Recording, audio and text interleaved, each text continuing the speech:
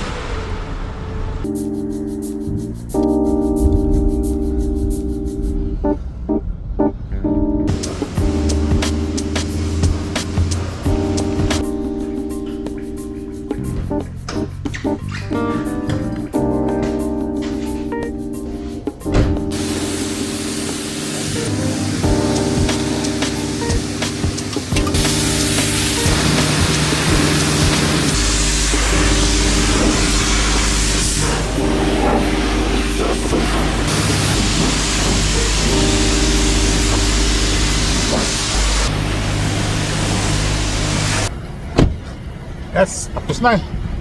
So yung huling ano ko, yung pang under chassis kasi mahalaga yun guys, maraming asin.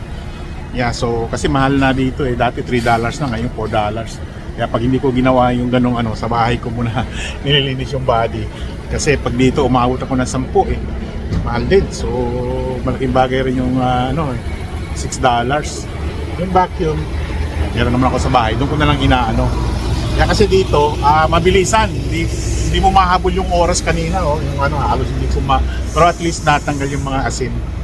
Yeah, so dito kasi marami na rin nagpapahugas. So mura to Pag sa iba ka may 12 na.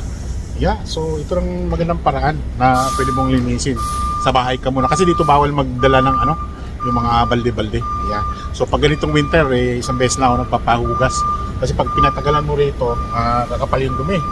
So pag gano'n mo lang hindi matanggal guys, kaya hindi maubos mo, kahit 15 nga, hindi pa So kailangan mo talagang ng mga sponge.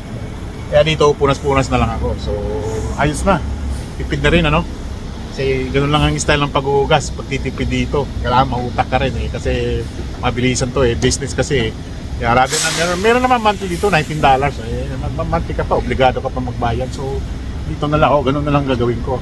Ayun, punas-punas na lang. Yeah. So anyway, that's it for now guys. See you in my next vlog. Bye for now.